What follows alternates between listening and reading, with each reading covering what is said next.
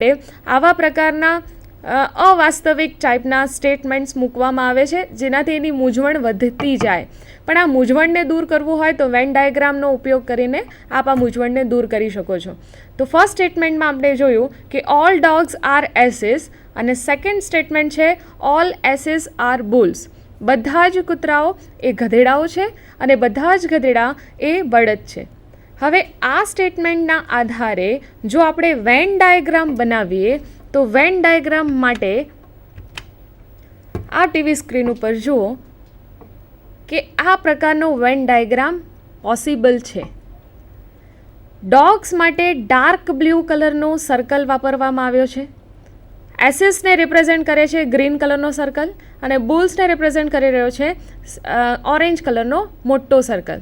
હવે સ્ટેટમેન્ટ આપણે જોઈએ કે ઓલ ડોગ્સ આર એસિસ એટલે કે બધા જ જે ડોગ છે એ એસિસ છે.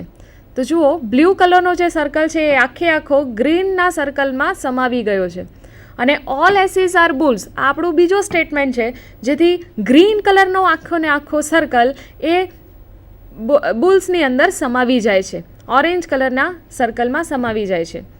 હવે આ વેન ડાયાગ્રામના આધારે આપણે કન્ક્લુઝન જોઈશું અને જે કન્ક્લુઝન સ્ટ્રોંગલી ફોલો કરતો હોય સ્ટેટમેન્ટને એ સ્ટેટમેન્ટને આપણે સિલેક્ટ કરશું, એ કન્ક્લુઝનને આપણે સિલેક્ટ કરશું.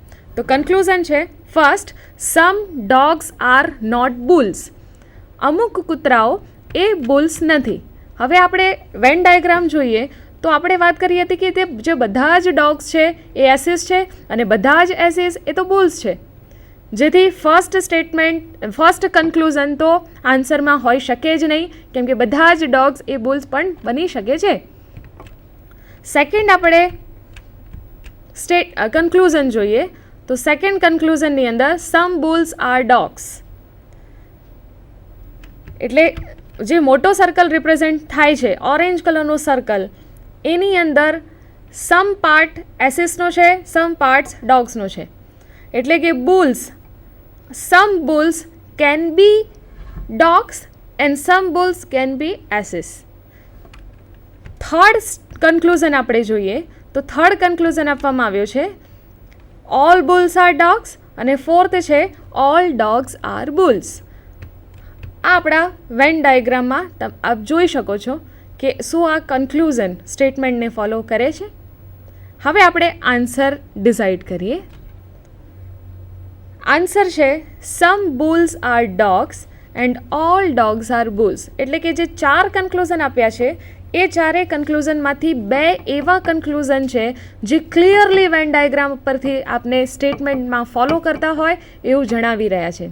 સમ બુલ્સ આર ડોગ્સ એટલે કે ઓરેન્જ સર્કલનો અમુક જે ભાગ છે એની અંદર ડોગ આવી રહ્યો છે, કરેક્ટ. બીજું છે all dogs are bulls. Blue કલરનો આખો સર્કલ એ ઓરેન્જની અંદર સમાવી ગયો છે એટલે બધા જ ડોગ્સ એ બુલ્સ છે. આ ક્લિયર કટ મેસેજ તમને વેન ડાયાગ્રામ્સ પરથી મળી રહ્યો છે, જેથી આપણે કહી શકીએ છીએ કે સેકન્ડ અને ફોર્થ કન્ક્લુઝન લોજિકલી આપણા ડાયાગ્રામ તેમજ સ્ટેટમેન્ટને ફોલો કરી રહ્યા છે. નેક્સ્ટ ટાઈપના ક્વેશ્ચનમાં 2 સ્ટેટમેન્ટ અને 2 જ કન્ક્લુઝન આપ્યા છે. સ્ટેટમેન્ટ જુઓ some actors are singers, all the singers are dancer. આ 2 સ્ટેટમેન્ટના આધારે જ તમારે વેન ડાયાગ્રામ દોરવાનું છે. Some actors are singers. Venn diagram જોઈએ. Some actors are singers. જે ગ્રીન કલરનો જે સર્કલ છે એ એક્ટરને રિપ્રેઝેન્ટ કરે છે અને સિંગરને રિપ્રેઝેન્ટ કરતો સર્કલ છે બ્લુ, લાઇટ બ્લુ. તો આપ જોઈ શકો છો કે ગ્રીનનો અમુક પાર્ટ એ બ્લુમાં સમાવી ગયો છે. હવે સેકન્ડ સ્ટેટમેન્ટ છે કે ઓલ સિંગર્સ આર ડાન્સર એટલે કે બધા જ સિંગર્સ એ ડાન્સર પણ છે. તો આપ જોઈ શકો છો કે પર્પલ કલરનો જે એક મોટો સર્કલ છે એ આખો સિંગરને સમાવી રહ્યો છે. હવે આના આધારે આપને કન્ક્લુઝન્સ જોવાના છે. તો કન્ક્લુઝન્સમાં આપ્યા છે કે શું some actors are dancers. Second one is no singer is actor. હવે આપણે ડાયાગ્રામથી આપણે આ ડાયાગ્રામ ઉપરથી આ કન્ક્લુઝન ઉપર આવીએ છીએ કે નહીં એ આપણે ચેક કરી લઈએ કે સમ એક્ટર્સ આર ડાન્સર. જે એક્ટર્સ છે એટલે ગ્રીન પાર્ટ છે એ ડાન્સર એટલે કે પર્પલ એરિયામાં આવી રહ્યો છે. તો આપ જોઈ શકો છો કે અમુક ગ્રીન પાર્ટ એ પર્પલ એરિયામાં છે. સેકન્ડ કન્ક્લુઝન હતું નો સિંગર ઇઝ એક્ટર. કોઈ પણ સિંગર એ એક્ટર નથી, એ પોસિબલ નથી. કેમ? કેમ કે ફર્સ્ટ સ્ટેટમેન્ટ જ આપણું હતું કે સમ એક્ટર્સ આર સિંગર્સ, એટલે બીજો કન્ક્લુઝન તો બિલકુલ સ્ટેટમેન્ટને ફોલો કરતો નથી. પણ આ પ્રકારના સિલોજિઝમમાં 2 સ્ટેટમેન્ટ 2 કન્ક્લુઝનની સાથે સાથે 5 ઓપ્શન આપવામાં આવ્યા છે. હવે આપણને ડિસાઇડ કરવાનું છે કે આ 5 ઓપ્શનમાંથી કયો જવાબ સાચો હોવો જોઈએ. શું ફર્સ્ટ કન્ક્લુઝન ફોલો કરે છે સ્ટેટમેન્ટને, સેકન્ડ ફોલો કરે છે, ફર્સ્ટ કે સેકન્ડ ફોલો કરે છે, ફર્સ્ટ પણ નથી કરતો, સેકન્ડ પણ નથી કરતો, કે બંને જ કન્ક્લુઝન સ્ટેટમેન્ટને ફોલો કરી રહ્યા છે. તો આ વેન ડાયાગ્રામના આધારે આપણે જોઈ શકીએ છીએ કે ફક્ત ને ફક્ત પહેલો જ કન્ક્લુઝન એટલે કે સમ એક્ટર્સ આર ડાન્સર, આ જ કન્ક્લુઝન સ્ટ્રોંગલી સ્ટેટમેન્ટને ફોલો કરી રહ્યો છે. નેક્સ્ટ ટાઈપના ક્વેશ્ચનમાં આપ જુઓ કે 2 સ્ટેટમેન્ટ અને 2 કન્ક્લુઝન આપ્યા છે, એની સાથે ફરીથી 5 પ્રકારના ઓલ્ટરનેટિવ્સ જવાબ તરીકે તમને આપવામાં આવ્યા છે. તો સ્ટેટમેન્ટ આપણે જોઈએ કે all the windows are doors. બધી જ વિન્ડો એ ડોર છે. No door is a wall. કોઈ પણ ડોર એ વોલ નથી. તો આના આધારે આપણે ડાયાગ્રામ બનાવીએ તો આપ જોઈ શકો છો કે નાનું સર્કલ, પર્પલ કલરનું સર્કલ વિન્ડો, એ આખા વિન્ડો એ ડોરની અંદર સમાઈ જાય છે. જેથી આપ કહી શકો છો કે પર્પલ આખું સર્કલ એ લાઇટ સ્કાય બ્લુની અંદર આવી જશે. હવે no door is wall. Second statement છે no door is a wall, એટલે કે બ્લુ કલરના જે સર્કલ આપવામાં આવ્યો છે એની અંદર વોલ હોઈ શકે નહીં. હવે વોલનો વિન્ડો સાથે કોઈ સંબંધ બની શકે નહીં, કેમ કે બધી જ વિન્ડો તો ડોર છે, જેથી ડોર કે વિન્ડો એ વોલનો પાર્ટ બની શકે નહીં આ સ્ટેટમેન્ટના આધારે, જે અનરિયાલિસ્ટિક છે. તો આ પ્રકારના ડાયાગ્રામ પરથી આપ કન્ક્લુઝન ઉપર આવી શકો છો કે ફક્ત ને ફક્ત બીજો કન્ક્લુઝન એ જ સ્ટેટમેન્ટને ફોલો કરી શકે છે, એટલે કે no wall is a door. Next question આપણે ટીવી સ્ક્રીન ઉપર આપ જુઓ. Some cows are crows, some crows are elephant. જ્યારે એક હિન્ટ છે કે જ્યારે સ્ટેટમેન્ટમાં સમ જે બંને જ સ્ટેટમેન્ટ સમથી સ્ટાર્ટ થતા હોય તો ઘણી વખત 99.99% જે કન્ક્લુઝન હોય છે એ કન્ક્લુઝન પણ સમથી જ સ્ટાર્ટ થતો હોય છે. એટલે આપ જુઓ કે સમ કાઉઝ આર ક્રોઝ અને સમ ક્રોઝ આર એલિફન્ટ્સનું જો આપણે ડાયાગ્રામ બનાવીએ તો એના 2 પોસિબલ ડાયાગ્રામ બની શકે છે. એક તો એ કે ક્રો, કાઉ અને એલિફન્ટ એ ત્રણેયનો એક કોમન અમુક સંબંધ હોઈ શકે છે. જે ક્રો છે, અમુક જે ક્રો છે, અમુક જે કાઉ છે એ અમુક ક્રો છે અને અમુક ક્રો છે એ એલિફન્ટ છે. તો એના કારણે આપ કહી શકો છો કે અમુક કાઉ એ એલિફન્ટ પણ છે અને અમુક એલિફન્ટ એ ક્રો પણ છે. બીજું એ પણ બની શકે કે અમુક કાઉ એ ક્રો છે અને અમુક ક્રો એ એલિફન્ટ છે, કેમ કે એલિફન્ટનો કાઉ સાથે કોઈ સંબંધ છે કે નહીં એ સ્ટેટમેન્ટમાં ક્લિયરલી આપવામાં નથી આવ્યું. તો આવી પ્રકારના સ્ટેટમેન્ટ્સમાં 2 પ્રકારના પોસિબલ ડાયાગ્રામ્સ બની શકે. એક તો આ જે આપ ટીવી સ્ક્રીન ઉપર જોઈ રહ્યા છો અને બીજું આ. હવે આ બંને પ્રકારના વેન ડાયાગ્રામમાંથી કયો સાચો વેન ડાયાગ્રામ છે એ આપણે કન્ક્લુઝનના આધારે નક્કી કરી શકીએ છીએ. તો આપણે કન્ક્લુઝન જોઈએ કે કન્ક્લુઝન બતાવે છે કે શું સમ કાઉઝ આર એલિફન્ટ્સ. કાઉઝ તો ક્રોઝ છે અને ક્રોઝ એલિફન્ટ છે, તો શું કાઉઝ એ એલિફન્ટ હોઈ શકે? અને બીજું ઓલ ક્રોઝ આર એલિફન્ટ્સ. બધા જ કાગડાઓ એ હાથી છે, એ તો પોસિબલ જ નથી, કેમ કે તમારું સ્ટેટમેન્ટ કહે છે કે ક્રોનો અમુક પાર્ટ જ એલિફન્ટ તરીકે લેવામાં આવ્યો છે. એટલે આપણે કહી શકીએ છીએ કે ફક્ત કન્ક્લુઝન ફર્સ્ટ એ સ્ટેટમેન્ટને સ્ટ્રોંગલી ફોલો કરી રહ્યો છે. તો આ બંને ડાયાગ્રામની આધારે આપણે આ ડાયાગ્રામને સાચો ગણીને આપણે એક આ ઓપ્શન લાવી શકીએ છીએ કે ફર્સ્ટ કરેક્ટ આન્સર હોઈ શકે. પણ અહીંયા ફરીથી એક પોઈન્ટ ઊભો થાય છે કે જે ફર્સ્ટ કન્ક્લુઝન આપવામાં આવ્યું છે, ટીવી સ્ક્રીન ઉપર આપ જુઓ કે ફર્સ્ટ કન્ક્લુઝન છે કે સમ કાઉઝ આર એલિફન્ટ. પણ બે સ્ટેટમેન્ટમાં ક્લિયરલી એવું નથી કીધું કે કાઉઝ અને એલિફન્ટ વચ્ચે કોઈ સંબંધ હોઈ શકે. તો ઘણી વખત આવા પ્રકારના ક્વેશ્ચનમાં તમે કન્ફ્યુઝ થાઓ તો એક વાતનો ખાસ ધ્યાન રાખો કે જો સ્ટેટમેન્ટ અને કન્ક્લુઝન આ જ આપ્યા હોય, એની સાથે કોઈ ઓલ્ટરનેટિવ ન આપ્યા હોય, એટલે કે સ્ટેટમેન્ટ કન્ક્લુઝન પછી 5 ઓલ્ટરનેટિવ જવાબ તરીકે ન આપ્યા હોય, ત્યારે ફક્ત ને ફક્ત કન્ક્લુઝનને જ આન્સર તરીકે ગણીને ફર્સ્ટ કન્ક્લુઝન આપ કરેક્ટ આન્સર તરીકે લઈ શકો છો. પરંતુ આ પ્રકારના ક્વેશ્ચનમાં આપણે જોયું કે 5 ઓલ્ટરનેટિવ જવાબ તરીકે આપવામાં આવ્યા છે, જેથી આપણે જે એ અને ડી ઓપ્શન આપણે ચૂઝ કરતા હતા કે ફક્ત એક જ કન્ક્લુઝન ફોલો કરે છે, હવે ડી પણ હોઈ શકે. બની શકે કે પહેલો અને બીજો એ બંને જ કન્ક્લુઝન સ્ટેટમેન્ટને ફોલો ન કરતા હોય. તો જ્યારે એકથી વધારે જવાબ આપણને સાચા લાગતા હોય ત્યારે બંને ઓપ્શનમાંથી જે ઓપ્શન વધારે પડતું સ્ટેટમેન્ટને સ્ટ્રોંગલી બિલીવ કરતો હોય કે સ્ટ્રોંગલી ફોલો કરતો હોય એ જ જવાબ આપણને ચૂઝ કરવો જોઈએ.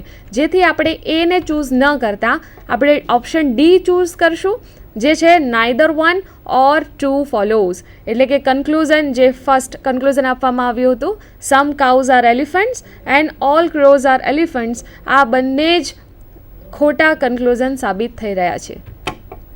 નેક્સ્ટ છે જેમાં 2 સ્ટેટમેન્ટ અને 4 કન્ક્લુઝન આપવામાં આવ્યા છે અને એના માટે 4 ઓપ્શન્સ પણ આપવામાં આવ્યા છે. તો આપણે સ્ટેટમેન્ટ જોઈએ. All green are blue, all blue are white. બધા જ ગ્રીન એ બ્લુ છે અને બધા જ બ્લુ એ વ્હાઇટ છે. આ રીતે આપ બનાવી શકો છો એક પોસિબલ ડાયાગ્રામ. આ ડાયાગ્રામના આધારે હવે આપણે કન્ક્લુઝન જોઈશું. કન્ક્લુઝનમાં આપ્યું છે સમ બ્લુ આર ગ્રીન. હવે ખાસ ધ્યાન રાખો કે બધા જ બ્લુ એ વ્હાઇટ છે અને બધા જ ગ્રીન એ બ્લુ છે. તો શું ફર્સ્ટ કન્ક્લુઝન આ બંને સ્ટેટમેન્ટને ફોલો કરી શકે છે? તો આપણે ચેક કરીએ છીએ કે some blue are green. Dark blue છે એ ગ્રીનનો અમુક પાર્ટ બતાવી રહ્યો છે. Some blue are green, yes. એટલે ફર્સ્ટ કન્ક્લુઝન આપણને સાચો બતાવી રહ્યો છે કે બ્લુનો અમુક ભાગ એ ગ્રીન છે, પણ ગ્રીનને આખો ભાગ એ બ્લુ છે.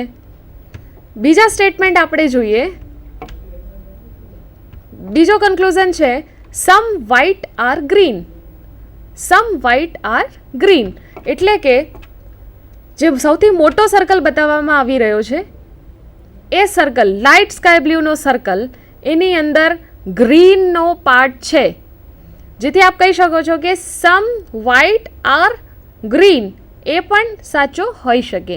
તો આવી રીતે આપ જુઓ કે some blue are green and some white are green, આ બંને જ કન્ક્લુઝન એ આપણા સ્ટેટમેન્ટને ફોલો કરી રહ્યા છે.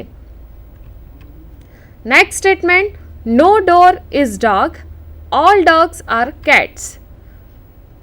આ 2 સ્ટેટમેન્ટના આધારે 2 વેન ડાયાગ્રામ્સ બની શકે છે. All dogs are cats. Dogs માટે આપણે ડાર્ક પર્પલ કલરનો સર્કલ જોઈ શકો છો. એ ડોગ એ આખા કેટની અંદર સમાવી જાય છે. કેમ કે સ્ટેટમેન્ટ છે ઓલ ડોગ્સ આર કેટ્સ. બીજો સ્ટેટમેન્ટ છે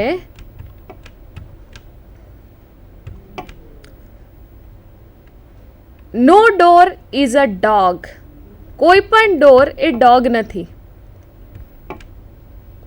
એટલે હવે વેન ડાયાગ્રામમાં અહીંયા 2 પોસિબિલિટી થઈ શકે કે જે ડોર છે એ બની શકે કેટનો અમુક ભાગ લેતો હોય, કેમ કે કન્ક્લુઝનમાં આપ્યું છે કે નો ડોર ઇઝ અ ડોગ, પણ કેટનો ભાગ તો હોઈ શકે છે. જેથી એક આ પ્રકારનો વેન ડાયાગ્રામ તેમજ ઓપ્શનમાં તમે બીજા પ્રકારનો ડાયાગ્રામ પણ આપણી ટીવી સ્ક્રીન ઉપર જોઈ શકો છો કે ડોર એ કેટનો પાર્ટ હોઈ શકે પણ ડોગનો પાર્ટ તો બની શકે નહીં. આ બે સ્ટેટમેન્ટના આધારે આપણે બે વેન ડાયાગ્રામ બનાવી શકીએ છીએ. હવે આ વેન ડાયાગ્રામ પરથી આપણે કન્ક્લુઝન કાઢી શકીએ છીએ કે સમ કેટ્સ આર ડોગ્સ, અને જે આપણા ઓપ્શન્સની અંદર થર્ડ નંબરનો જે ઓપ્શન છે એ સ્ટ્રોંગલી સ્ટેટમેન્ટને ફોલો કરી રહ્યો છે, જેથી થર્ડ ઓપ્શન એ આપણે કરેક્ટ આન્સર તરીકે ચૂઝ કરશું.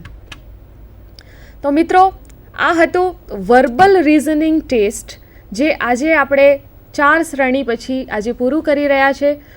વર્બલ લોજિકલ રિઝનિંગ ટેસ્ટની અંદર ફરીથી હું આપને જણાવી દઉં કે આપણે numerical test, series, analogy, alphabetical test, Venn diagram વગેરે આપણે જોયા.